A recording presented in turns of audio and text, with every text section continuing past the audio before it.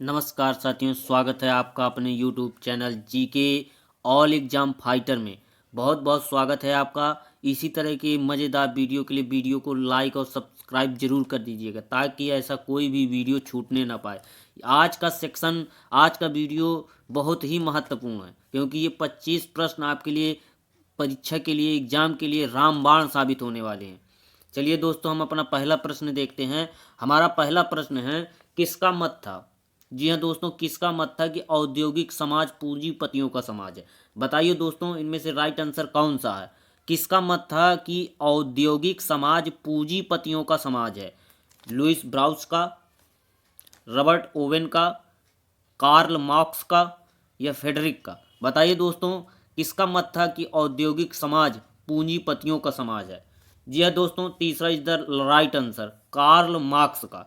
Karl Marx का मत था कि औद्योगिक समाज पूंजीपतियों का समाज था। चलिए दोस्तों, हम अपना अगला और दूसरा प्रश्न देखते हैं।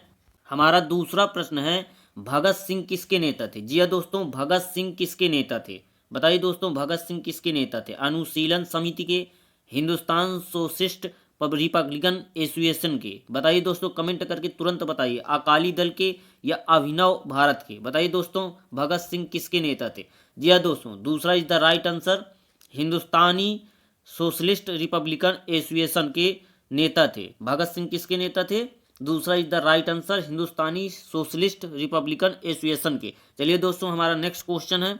हमारा तीसरा क्वेश्चन है, महाभाष्य के लेखक पतंजलि किसके समकालीन थे? जी हाँ दोस्तों, महाभाष्य के लेखक जो पतंजलि किसके लेखक हैं? महाभाष्य के लेखक हैं पतंजलि।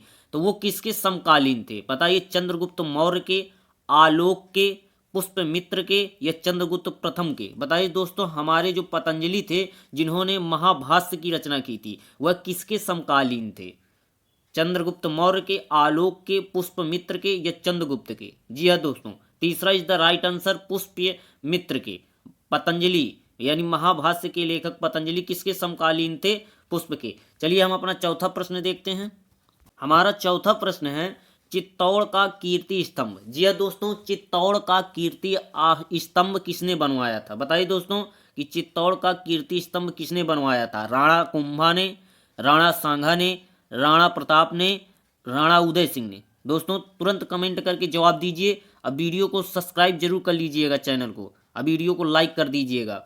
बताइए दोस्तों, चित्तौड़ का कीर्ति स्तंभ किसने बनवाया था? जी हाँ दोस्तों, दूसरा is the right answer, Rana Kumbha ने चित्तौड़ का कीर्ति स्तंभ बनवाया था। चलिए दोस्तों, हम अपना पांचवा और नेक्स्ट क्वेश्चन देखते हैं। हमारा पांचवा प्रश्न है, इसको नोट कर लीजिएगा, ये प्रश्न बहुत ही इंपॉर्टेंट है, इसको तुरंत आप रफ कॉपी में नोट कर लीजिएगा। पांचवा प्रश्न है, वह ब्रिटिश जिसने 1857 की ईस्वी में भारतीय विद्रोह को ब्रिटिश पार्लियामेंट के ऑफ कॉमन्स में राष्ट्रीय विद्रोह की संज्ञा दी थी? बताइए दोस्तों, वह ब्रिटिश जिसने 1857 की क्रांति हुई थी, जिसके दौरान भारतीयों ने ब्रिटिश पार्लियामेंट में विद्रोह किया था, हाउस ऑफ कॉमन मांस में राष्ट्रीय विद्रोह की संज्ञा किसने दी थी? किस अंग्रेज ने दी थी? जी हाँ दोस्तों, तीसरा is the right answer, Disraeli वह ब्रिटिश थे जिन्होंने 1857 में भारतीय विद्रोह को ब्रिटिश पार्लियामेंट के हाउस ऑफ कॉमन्स को राष्ट्रीय विद्रोह की संज्ञा दी थी। जी हाँ दोस्तों, चलिए हम अपना छठवां और नेक्स्ट क्वेश्चन देखते हैं।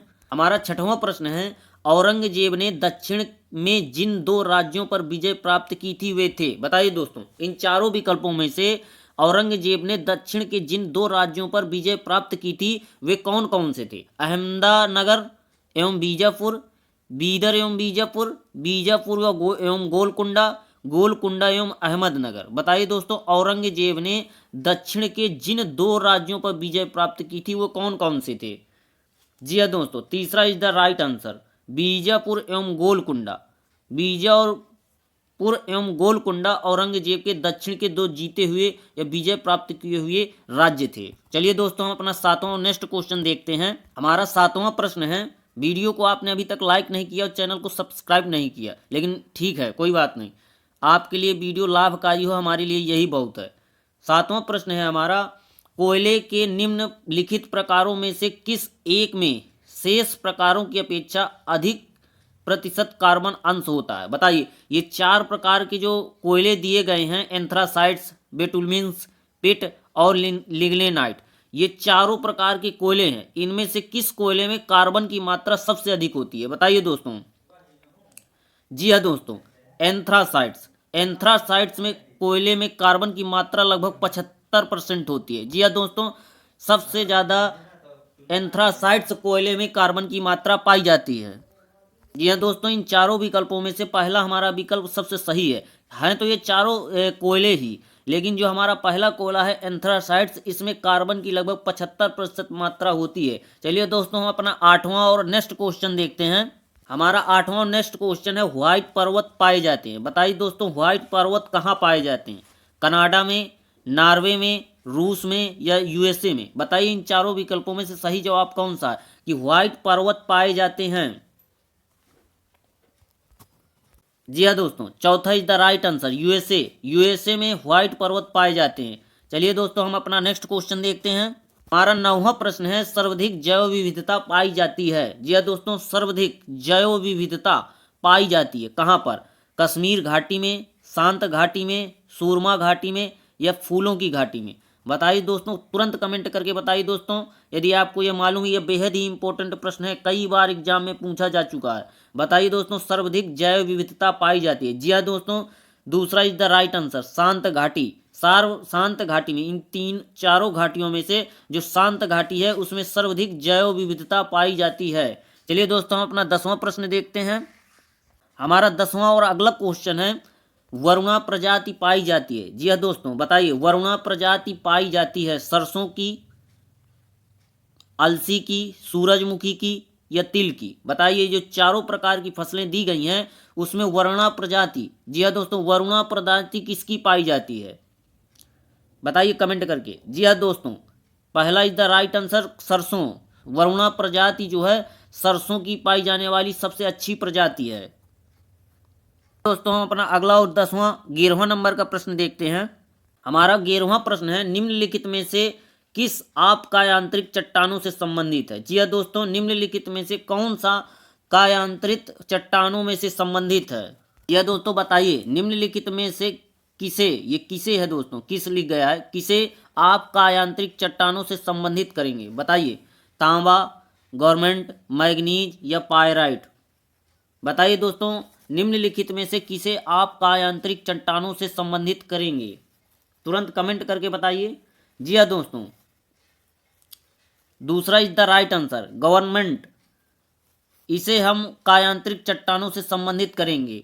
चलिए दोस्तों, हम अपना 12वां और नेक्स्ट क्वेश्चन देखते हैं।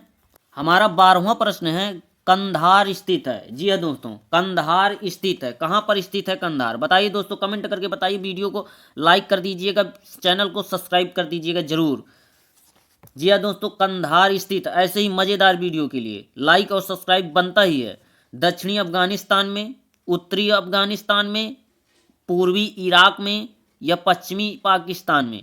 बताइए दोस्तों, कंधार स्थित है। जी हाँ दोस्तों, दूसरा इज द राइट आंसर, दक्षिणी अफ्रीका में कंधार स्थित है। कंधार कहाँ स्थित है? दक्षिणी अफ्रीका में। पहला इज द राइट आंसर। चलिए दोस्तों, हम अपना 13वां प्रश्न देखते हैं। हमारा अगला और 13वां प्रश्न है, बाबा गारिया पूजा त्यौहार मनाया जाता है। बताइए दोस्तों, कहाँ पर बाबा गारिया पूजा त्यौहार मनाया जाता है? अरुणाचल प्रदेश में, हिमाचल प्रदेश में, राजस्थान में या त्रिपुरा में? बताइए दोस्तों, बाबा गारिया पूजा त्यौहार मनाया जाता है, कहाँ पर मनाया जाता है? जी हाँ दोस्तों, चौथा is the right answer, Tripura. Tripura में बाबा गारिया पूजा त्यौहार मनाया जाता है। चलिए दोस्तों, हम अपना 14वां प्रश्न देखते हैं। हमारा 14वें नंबर का प्रश्न है, एमनेस्टी। जी हाँ दोस्तों, एमनेस्टी इंटरनेशनल का मुख्यालय स्थित है। बताइए दोस्तों, एमनेस्टी इंटरनेशनल का मुख्यालय स्थित है इन चारों जगहों में कहाँ पर एमनेस्टी इंटरनेशनल का मुख्यालय स्थित है? जिनेवा में, लंदन में, न्यूयॉर्क में या द हेग में? बताइए दोस्तों, फटाफट कमेंट करके बताइए कि एमनेस्टी इंटरनेशनल का मुख्यालय कहाँ पर स्थित है? जी हाँ दोस्तों, दूसरा is the right answer, London में। लंदन में एमनेस्टी इंटरनेशनल का मुख्यालय स्थित है। चलिए दोस्तों, हम अपना अगला और 15वां प्रश्न देखते हैं। हमारा 15वां और बेहद ही इंपॉर्टेंट प्रश्न है ये, 15वें नंबर का। जी हाँ दोस्तों, 15वें नंबर का प्रश्न बेहद ही इंपॉर्टेंट है, इसको आपको नोट कर ही लेना है। प्रतिवर्ष 13 फरवरी को महिला दिवस मनाया जाता है। बताइए दोस्तों, किसकी याद में। यह बेहद ही इंपॉर्टेंट है, यह बार बार प्रश्न पूछा जाता है। ये नहीं पूछा जाता कि 13 फरवरी को महिला दिवस महिला दिवस कब मनाया जाता है। जी हाँ दोस्तों, अब ये कभी नहीं पूछा जाता कि 13 फरवरी को कौन सा दिवस मनाया जाता है या महिला दिवस कब मनाया जाता है दोस्तों। अब ये ऐसे प्रश्न नहीं बनते। अब प्रश्न बनते हैं प्रतिवर्ष 13 फरवरी को महिला दिवस किस कारण मनाया जाता है, या किसकी याद में मनाया जाता है। बताइए दोस्तों कमेंट करके।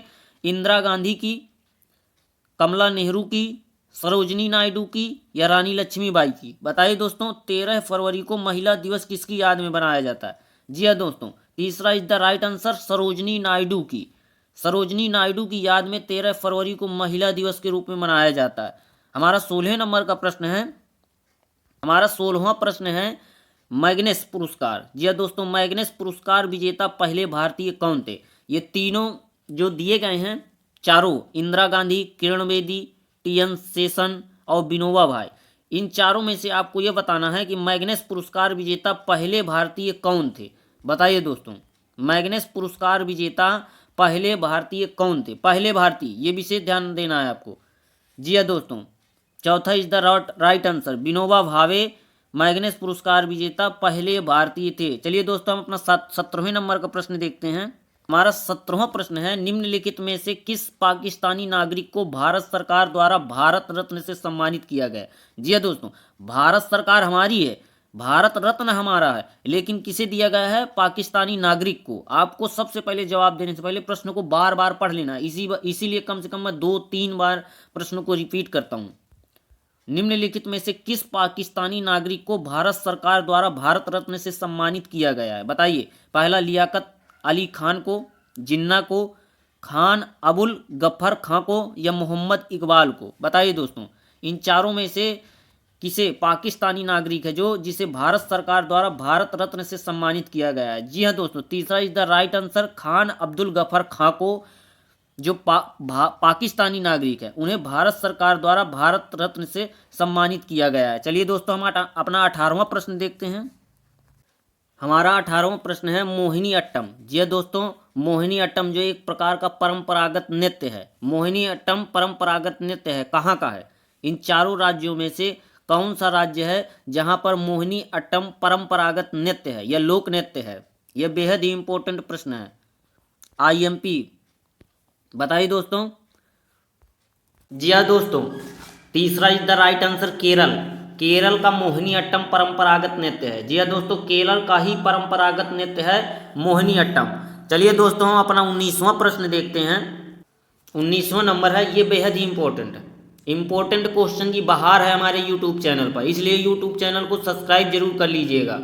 वह कौन सा प्रथम भारतीय राज्य है। जी हाँ दोस्तों, वह कौन सा प्रथम भारतीय राज्य है जिसने प्लास्टिक की थैलियों को पूर्ण रूप से रोक लगा दिए। जी हाँ दोस्तों, वह कौन सा प्रथम भारतीय राज्य है जिसने प्लास्टिक की थैलियों के उपयोग पर पूर्ण रूप से रोक लगा दी है। बताइए दोस्तों, हरियाणा, हिमाचल प्रदेश, झारखंड या कर्नाटक। बताइए दोस्तों, ऐसा कौन सा भारतीय राज्य है जिसने पूर्ण रूप से प्लास्टिक की थैलियों पर रोक लगा दी है।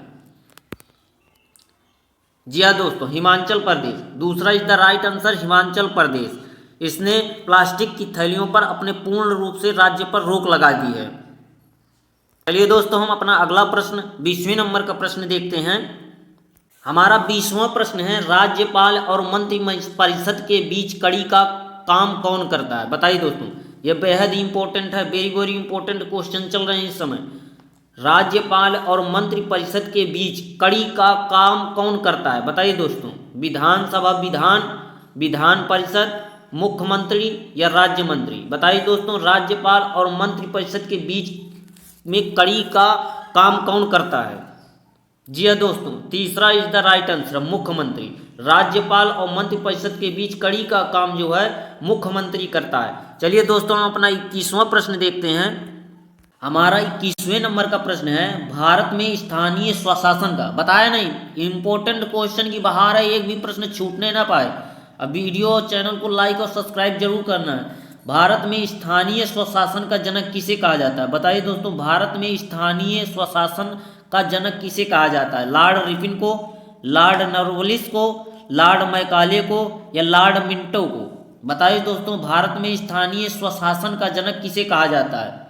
जी हाँ दोस्तों, जी हाँ, पहला is the right answer Lord Ripon को भारत में स्थानीय स्वशासन का जनक कहा जाता है। जी हाँ दोस्तों, भारत में स्थानीय स्वशासन का जनक किसे कहा जाता है? लॉर्ड रिपन को। चलिए दोस्तों, अपना नेक्स्ट और 22वें नंबर का प्रश्न देखते हैं। इस प्रश्न को तो आप अभी नोट कर लीजिए, तुरंत स्क्रीनशॉट ले लीजिए, यह बेहद ही इंपॉर्टेंट प्रश्न है, हो सकता है आपके अगले एग्जाम में जरूर पूछा जाए। बताइए दोस्तों, किस राज्य ने सर्वप्रथम ने होना चाहिए यहाँ पर मे की जगह में, किस राज्य ने सर्वप्रथम महिलाओं को पंचायती राज्य संस्था में 50% का आरक्षण दिया है? बताइए दोस्तों, किस राज्य ने? जी हाँ दोस्तों, किस राज्य ने सर्वप्रथम महिलाओं को पंचायती राज्य संस्था में 50% का आरक्षण दिया है? उत्तर प्रदेश में, बिहार में, कर्नाटक में या पश्चिम बंगाल में? बताइए दोस्तों, कौन सा राज्य है जिसने महिलाओं को पंचायती राज्य संस्थाओं में 50% का आरक्षण दिया है? बताइए दोस्तों, कौन सा राज्य है? जी हाँ दोस्तों, बिहार। दूसरा is the right answer, Bihar ने अपने पंचायती राज्य संस्थान में 50% का आरक्षण दिया है महिलाओं को। चलिए दोस्तों, हम अपना अगला प्रश्न देखते हैं। हमारा अगला और 23वें नंबर का प्रश्न है, वर्तमान भारतीय संविधान में कितने मौलिक कर्तव्य हैं? बताइए दोस्तों, इसका जवाब तो सभी को पता होगा, कमेंट करके तुरंत बताइएगा। अब वीडियो को सब्सक्राइब जरूर कर दीजिएगा चैनल को। जी हाँ दोस्तों, वर्तमान भारतीय संविधान में कितने मौलिक कर्तव्य हैं? बताइए दोस्तों, मौलिक कर्तव्यों की संख्या कितने हैं भारतीय संविधान में? जी हाँ दोस्तों, 11। दूसरा इज द राइट आंसर, 11। भारतीय संविधान में मौलिक कर्तव्यों की संख्या कितनी है? 11। चलिए दोस्तों, अपना 24वां प्रश्न देखते हैं। हमारा 24वां प्रश्न है, तारों के रंग सूचक होते हैं, बेहद ही वेरी वेरी इंपॉर्टेंट, तारों के रंग सूचक होते हैं। बताइए दोस्तों, भार के, आयतन के, प्रकीर्णन के या ताप के, घास के? बताइए दोस्तों, तारों के रंग सूचक होते हैं। जी हाँ दोस्तों, चौथा इज द राइट आंसर, ताप के। जी हाँ दोस्तों, तारों के सूचक होते हैं ताप के कारण। दोस्तों, हमारा अगला प्रश्न है 25वें नंबर का। हमारा अगला अंतिम 25वां प्रश्न है जो बेहद ही इंपॉर्टेंट है। पारितंत्र में संख्या का पिरामिड होता है। जी हाँ दोस्तों, बताइए, पारितंत्र में संख्या का पिरामिड कैसा होता है? बताइए, सीधा, उल्टा, रेखीय या ऋणात्मक? बताइए दोस्तों, पारितंत्र तो आप जानते होंगे ना, ये जो हमारा पूरा पक्षी है, पशु पक्षी, मनुष्य, इन सभी लोग एक दूसरे से संबंधित होते हैं। यदि कोई एक कड़ी बीच से हटा दी जाए तो पूरा पारितंत्र हमारा खत्म हो जाता है। जी हाँ दोस्तों, बताइए, पारितंत्र में संख्या का पिरामिड होता है? जी हाँ दोस्तों, पहला इज द राइट आंसर, सीधा पारितंत्र में संख्या का पिरामिड कैसा होता है? सीधा होता है। आज का हमारा वीडियो यहीं पर समाप्त होता है। ऐसे ही मज़ेदार वीडियो के लिए चैनल को प्लीज़ सब्सक्राइब जरूर कर दीजिएगा। नमस्कार साथियों।